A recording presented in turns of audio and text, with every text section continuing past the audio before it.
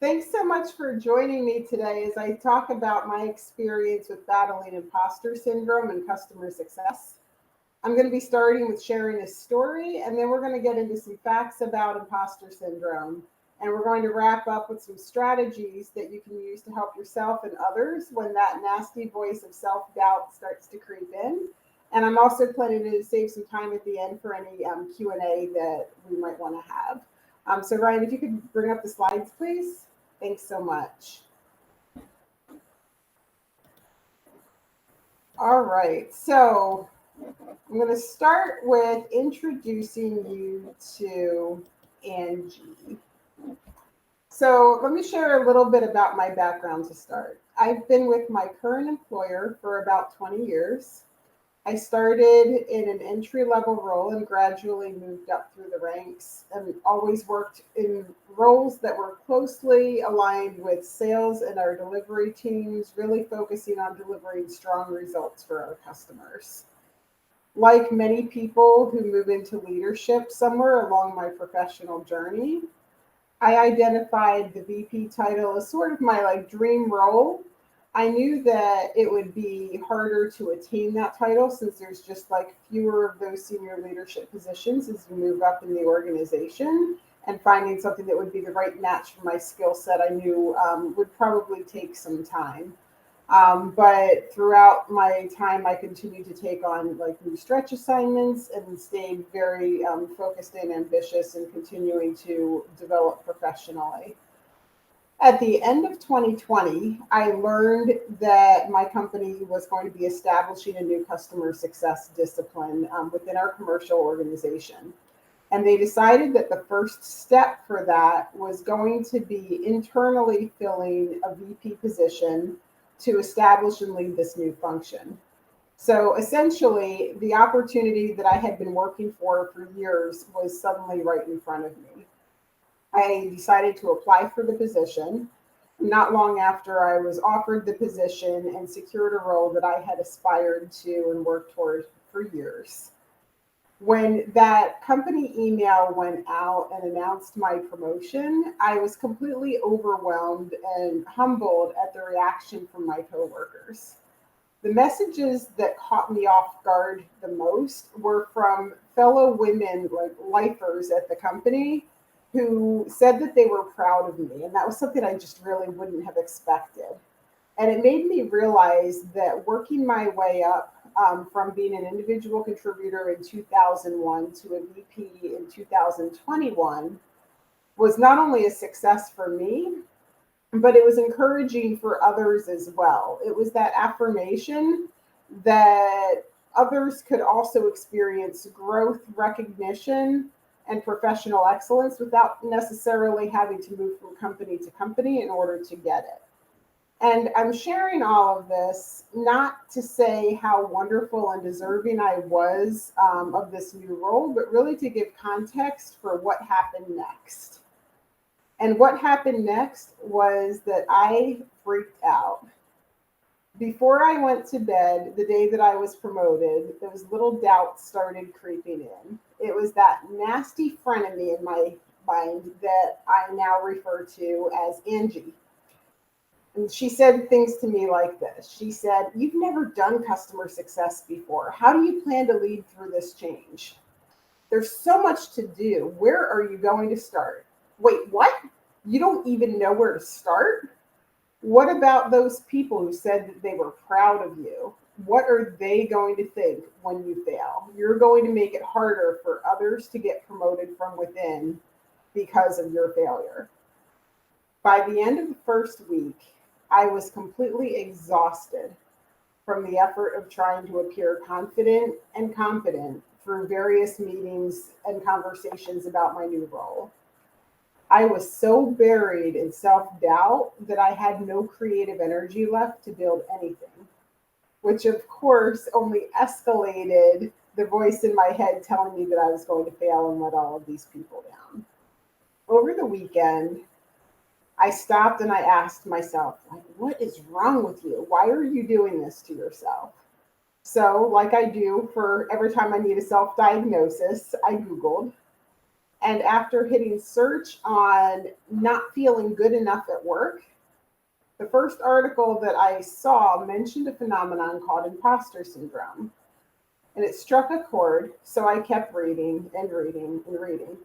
And about 30 minutes later of scrolling through articles and LinkedIn posts about imposter syndrome, I was incredibly relieved. I wasn't crazy. Well, people who know me would say that I am, but not about this. This happens to other people too. And if that's the case, then why was it that this was the first time that I heard about it? And I think that the reason that you don't hear about it that much is because part of the lie of imposter syndrome is that you can't admit to it to other people because there's that fear that, like, what if that negative voice that's telling you all this stuff is actually right? And if you say it out loud, maybe it gets confirmed. But overall, just realizing that I wasn't alone made me feel so much better. However, this isn't really a like diagnose and fix kind of thing. This is something that I've struggled with for years, well before this promotion, and something that just would always come up from time to time. And I know that I'm going to continue to struggle with it, even now that I've achieved that like dream level professionally that I was hoping to. However, as I have worked through this, I have learned some strategies that I've started to apply when those doubts and insecurities sneak in. And I'm really grateful for the opportunity to share those with you today. So let's start with Harvard Business Review definition. So when we think about defining imposter syndrome, Harvard Business Review says that it can be defined as a collection of feelings of inadequacy that persist despite evident success. Imposters suffer from chronic self-doubt and a sense of intellectual fraudulence that override any feelings of success or external proof of their competence. So I'm curious, I'm going to do some research of my own today with all of you. If I can get this launched here. Oh, there we go. Okay.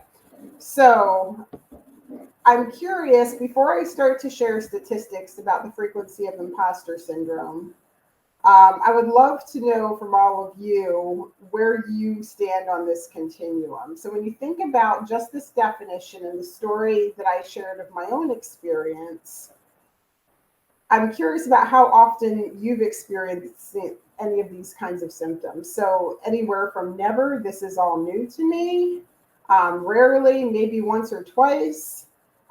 Sometimes this is a pretty familiar feeling, especially when I'm outside my comfort zone, or often that negative voice is often in the background of my thoughts, possibly even right now.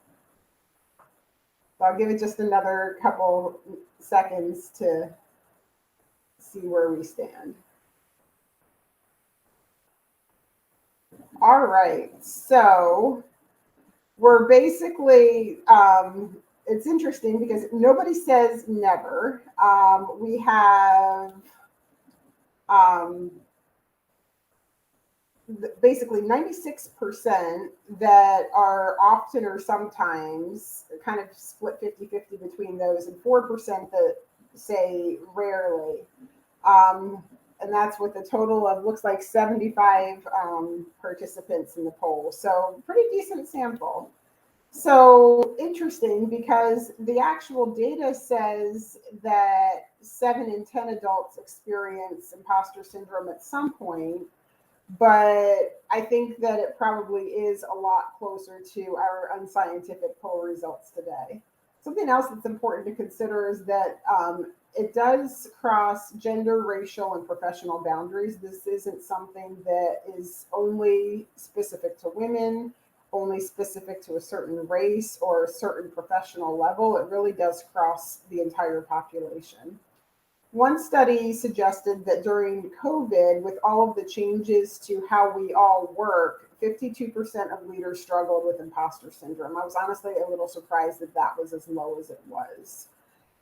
Imposter syndrome is also prevalent among hard workers and high achievers. and it crosses home, school, work, and relationship. So this isn't even necessarily only a work thing. And I've actually heard some interesting stories from some friends who have talked about some of the challenges with like settling in a new city, for example, and just all of the uncertainty that comes with that as well.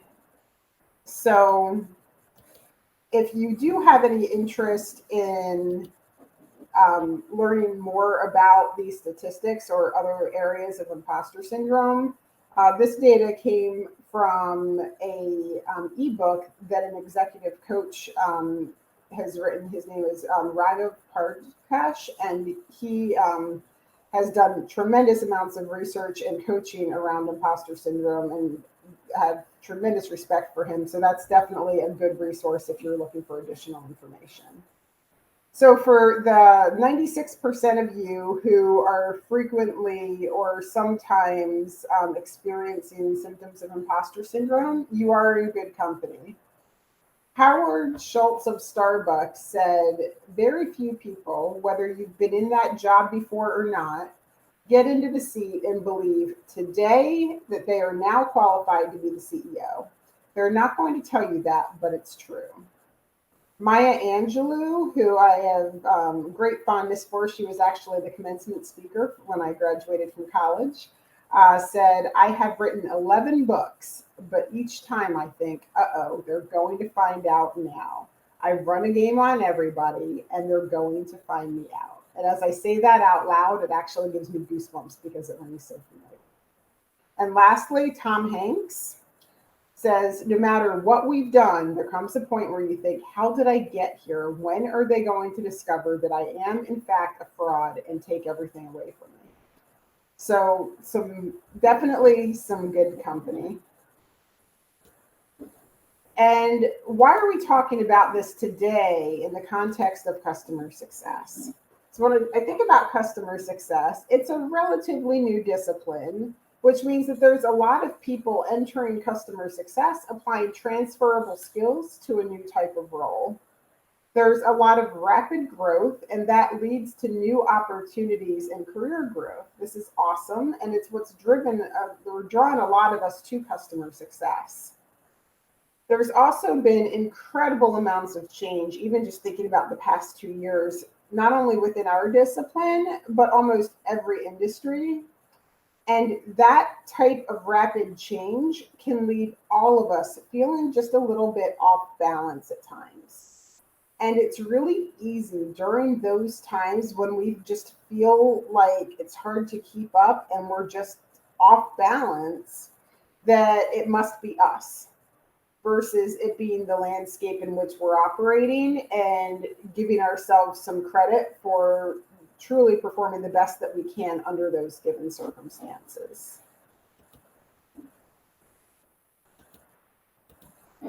Recently, I've read some articles about imposter syndrome being nothing more than a side effect of a toxic work culture. I've read that hostile workplaces, microaggressions that build up, lack of diverse representation in leadership, all of these are things that could create a sense of just not belonging in a role and generating a lot of self-doubt. And I'll say this, I do fully agree that a toxic culture can foster or trigger imposter syndrome. However, I also know firsthand of people who have struggled with imposter syndrome that would describe their work experiences as supportive and nurturing. So I think it's important that we remember that there are things within our control, regardless of what our circumstances are. So whether it is internal hardwiring or if there are external environmental factors, once we reach that point that we're feeling buried in self-doubt, it's critical that we have strategies that are within our control to recognize that we've been telling ourselves lies. We need to stop that cycle, and we need to evaluate the appropriate next steps that are based in reality, not that like Angie in our head. And if toxic culture is part of the cause, then we just need to recognize that for what it is and decide what those appropriate next steps are based on your situation. So maybe it is advocating to change that culture from within, because we all have a responsibility for culture, or recognizing it for what it is and deciding what you want to do from there, possibly seeking new opportunities. But again, it comes back to each person's circumstances. But regardless, battling that inner Angie helps to see what those overall circumstances are, both positive and negative, for what they really are versus that internal narrative. So, what to do? So, okay, I put myself in your shoes. I get the background on imposter syndrome, but what can I actually do when I'm doubting myself? And I'm convinced that it's only a matter of time before everyone realizes that I don't belong in my position, whether that's work, social, or academic. First, it's important to me to call something out. While it's called imposter syndrome, this isn't something that's fundamentally broken inside of us that needs to be fixed. It's not like having COVID and we just have to like get over it as quickly as possible. This is something, as I mentioned earlier, imposter syndrome is something that's prevalent among high achieving, hardworking individuals. Those are great strengths to have, but every strength has its darker side as well when we over-index in that area, or if we're leaning really hard on that strength when we're under stress.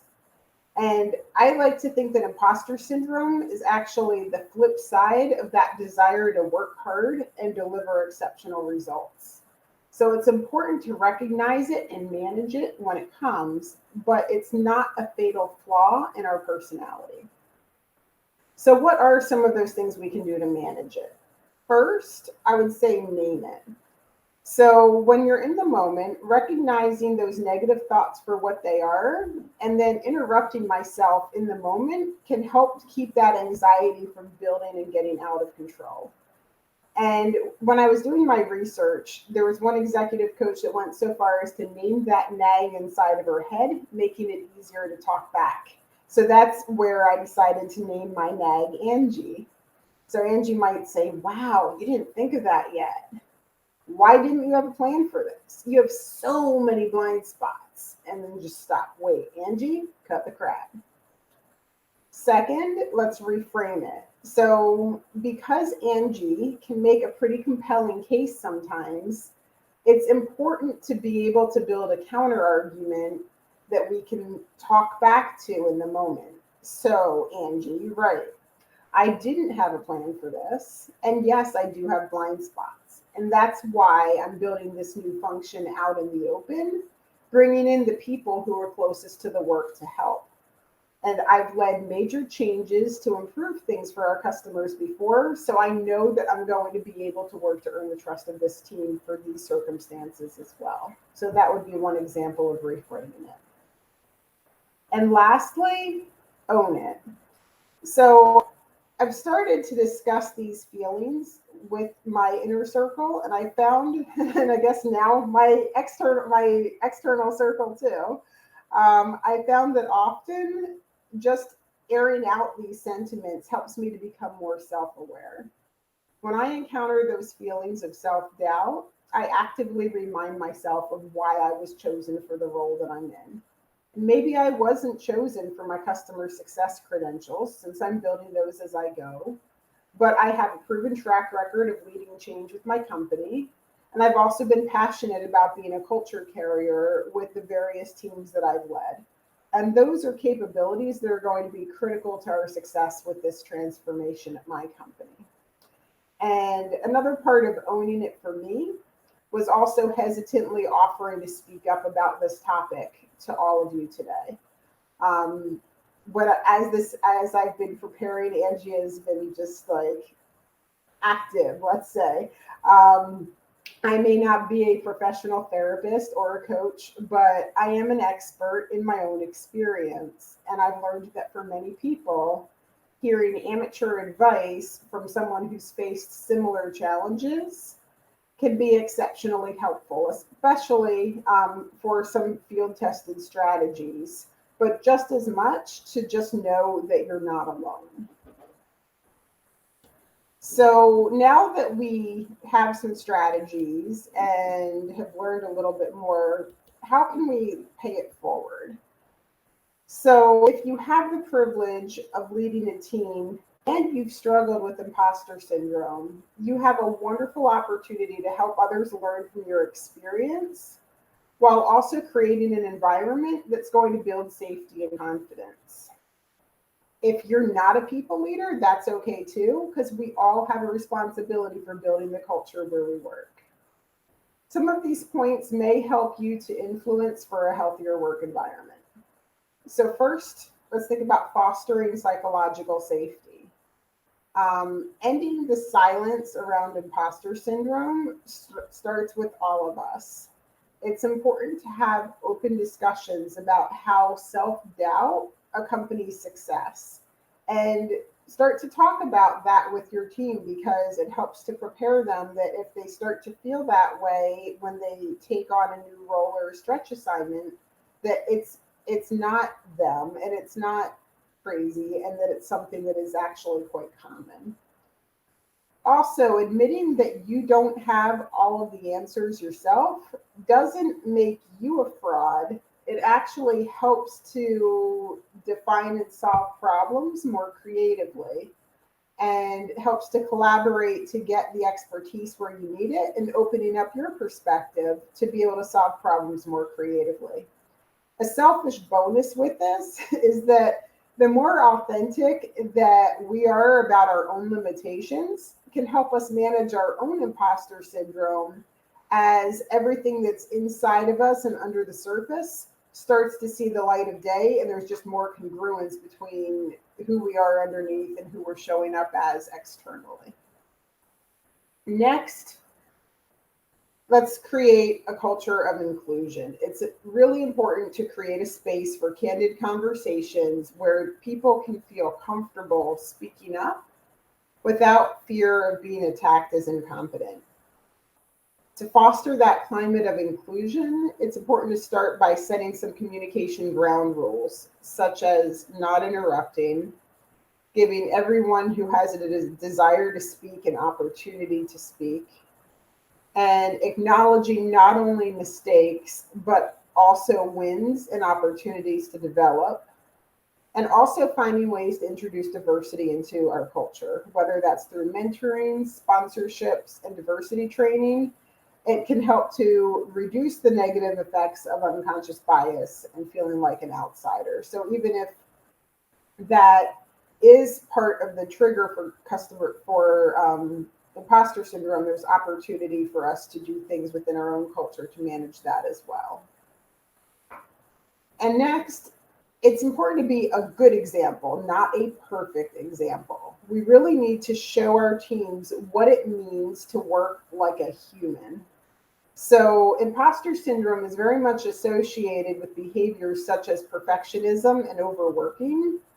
It's great to have high standards and to be detail oriented, but nobody wins when team members burn out. It's important to model transparently how we care for our mental health and our work-life balance, and where appropriate to share challenges and development focus areas of our own with our teams as well, so that again they know that we're not perfect either, because they already do, but it's nice for them to know that we are working on it.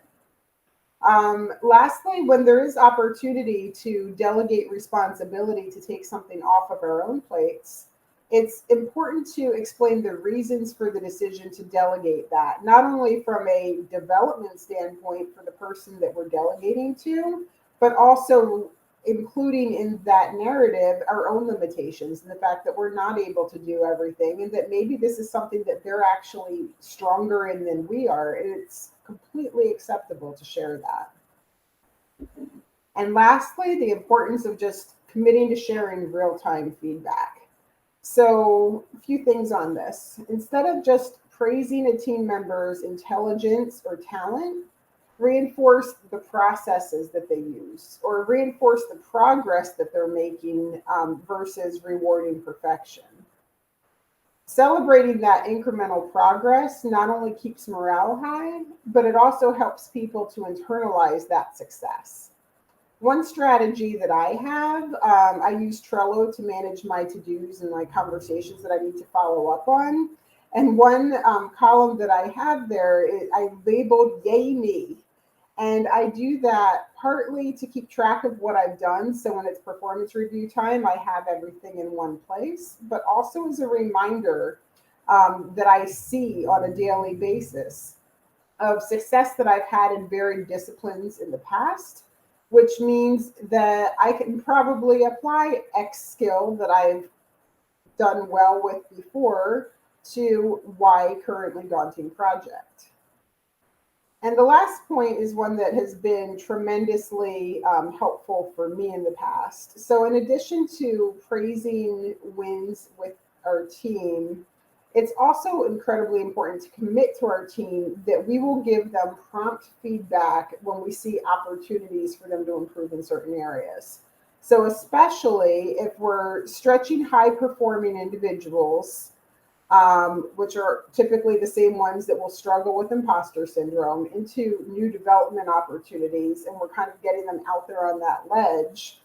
If they just know that we have their back and that we're not going to let them screw up too badly without helping them to course correct, can often do wonders for helping them kick their inner Angies to the curb. And that's one that I'm grateful to have had leadership throughout my career that has been very good about that, where I've really felt like, oh, I'm really out here now.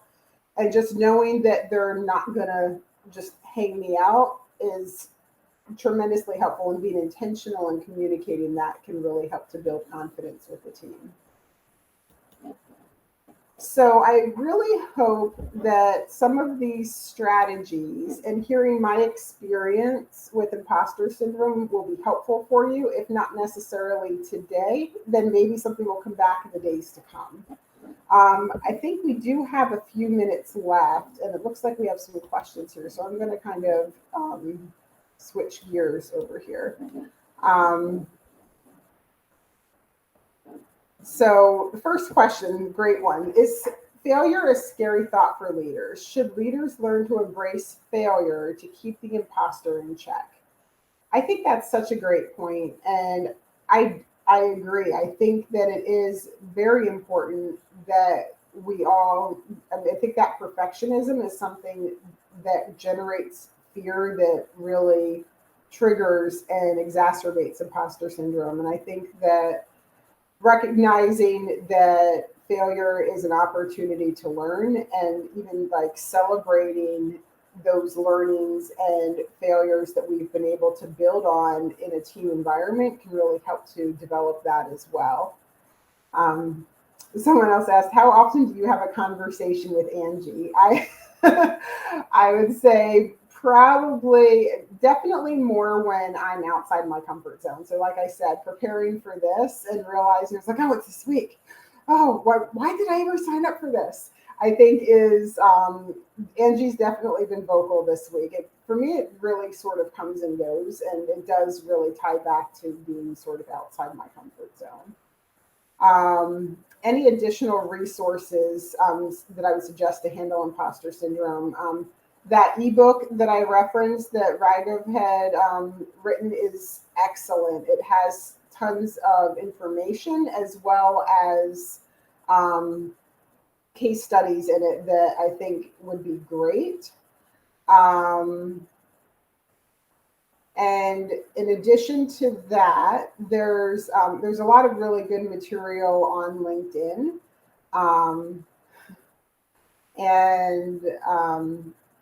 I think like there's a lot out there. I think it's really just searching and determining what is going to be most beneficial for you in your given situation. Can positive feedback and recognition from our seniors and leaders counter imposter syndrome? I think it definitely can, but I think that in my own experience, sometimes that positive feedback can actually trigger it as well, because I start to then fear failure more, that, oh, now they have confidence in me, what happens if I let them down? So I think that that's where it's so important to focus on not the perfection of what was done, but the efforts and the process that were used, because that's something like, those are efforts that you can replicate and have confidence that you can do in the future, versus feeling that praise just for the perfection or the finished product. And I think that's something that's really important. Let's see. What if Angie is an actual coworker?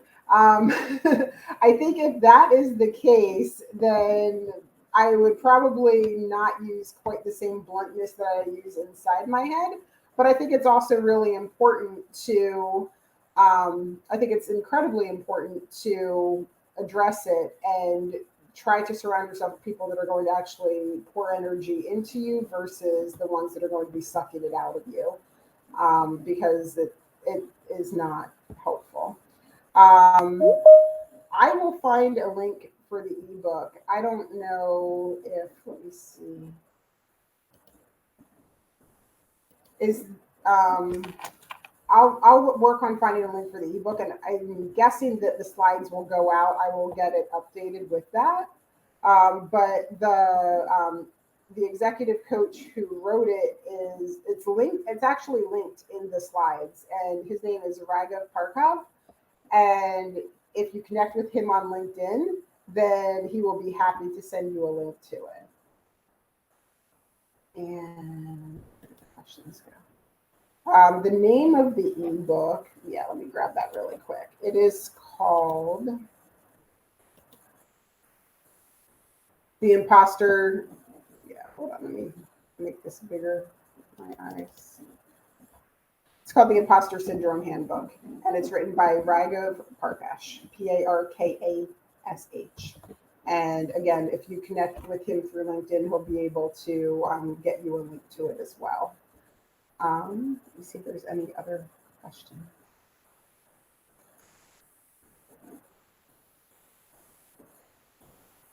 Oh, interesting. So do you find the same breakdown from your polling question between men and women? So I don't have visibility to that with the poll that we did today, but I will say that that from research, it indicates that it is incredibly common across everyone. It doesn't discriminate by gender, race. I think that many people who strive for high results and high productivity can fall prey to imposter syndrome as well. And one last question. So have you struggled with comparing yourself to others? If so, how did you handle? I think that's a really important point as well. And yes, there's certainly times that I do struggle with comparing myself to others. I try to remind myself that I am running my own race on my track and they're on theirs, and it's really not productive.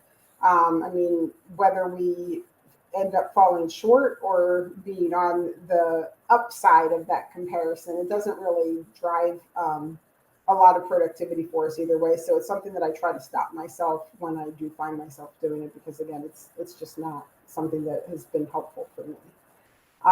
But thank you all for your questions and your engagement. And thank you so much for giving me the opportunity to share about imposter syndrome and customer success with you today.